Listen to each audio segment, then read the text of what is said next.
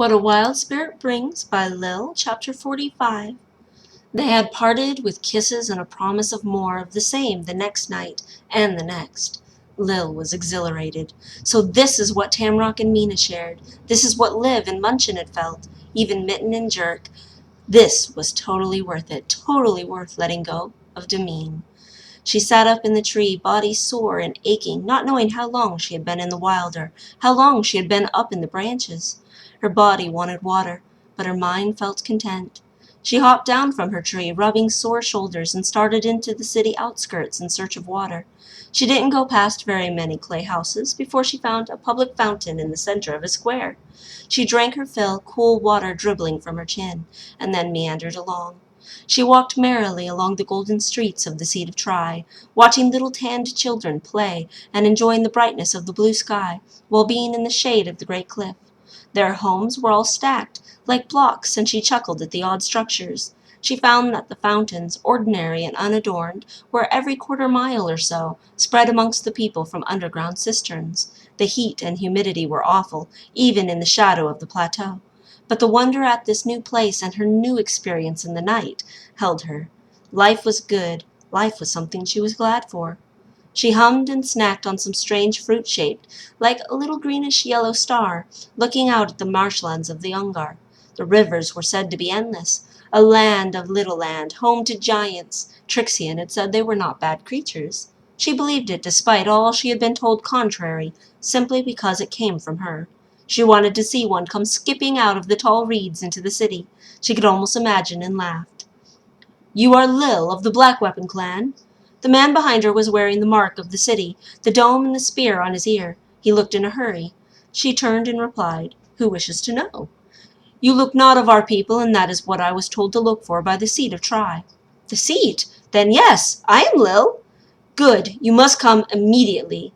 Lil followed him almost at a run back toward the great dome. She was led through the other side of the dome, away from the great gate and the long line, to a solid small door with no outward handle.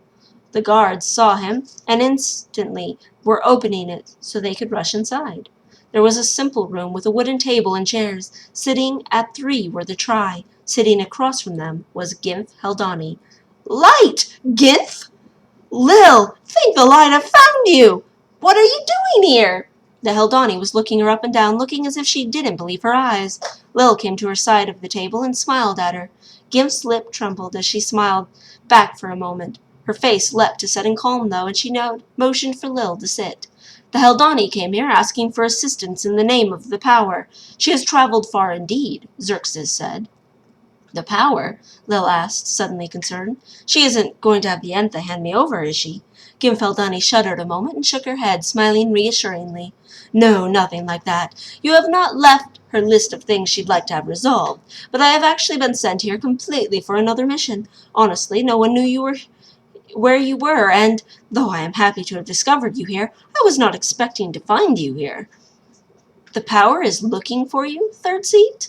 Lil was a little stunned by the title Judge Lexian addressed her as. "I thought we agreed you are still seated in my place until I am wise enough to take the position. That does not change that you are Third Seat." "Wait, Lil is one of the Seat of Tri?" Gimp asked, visibly unable to control her shock. Lil blushed, unsure how to explain. "She is," Gerzera said.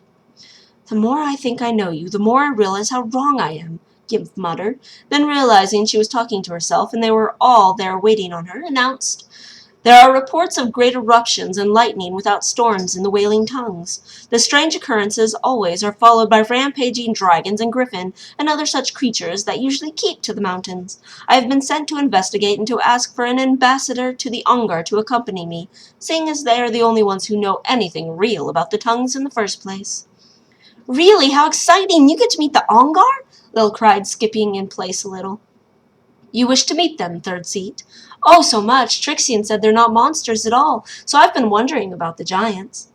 "I would love for you to be my company, little brave one," Gil said, smiling. "Then you shall go. It is good for you to meet the Ongar. They are welcome allies to the Entha. But you will not make a good ambassador, having yet to have met them yourself," Gerzera said. We could send Blaxian, then I will know that she shall continue learning the wilder, having such tremendous talent for it. It will edify her position as third seat, suggested Lexian. A fitting suggestion, said Xerxes. Well, I do like Blaxian, so that's fine with me, Lil said, grinning with anticipation. This Blaxian is your close friend? Asked Kenneth. Well, sort of. She is my Wild One instructor. Is she? So you are friends with both of my granddaughters? Lexian interjected. Oh, yes, I've never mentioned that, have I? Sorry, yes, Blaxian is the one who helped me with the assassination of evil Rutford. She was the messenger between Tindra and me. That was you? Tindra told me about you then, and I didn't realize the dear brave girl was you this whole time, Xerxes chortled. Gimph was frowning. Lil realized the Haldani probably hadn't known about that. She hoped the woman hadn't actually liked the bastard king as a ruler or anything. You ended a war with your bravery. I am becoming more and gladder to know you, little brave one, Gerzera said. As am I, Gimph stated, with less of a smile and more of a searching look. We shall go summon Blaxian and continue with the duties of the seat. You two should go prepare for your journey, finished the first seat Gerzera. The three got up and left them alone. Gimph looked displeased and turned to Lil. You always leave me guessing, do you know that? I'm sorry. I worry about you, you know, and then my reward for that worry is to find out that I should have been even more worried about things I didn't even realize. I really am sorry. Gimph sighed. I suppose it is partially my fault. Sometimes it is hard to know how to talk with you, Lil. I'm just not a good friend. No, that is not true. But it is. I haven't actually kept any friend I have made my whole life. I keep pushing them away or making them hate me or abandoning them or just not communicating well or I don't know what is wrong with me. Gimph started forward until right in front of her eyes soft. Well, I don't know about communicating much myself. I just stated that. But I can say that I am still your friend, Lil. I missed you. You have kept me. The Haldani was right, and the girl smiled at her. Gimph smiled back. I am truly relieved to find you safe and happy here.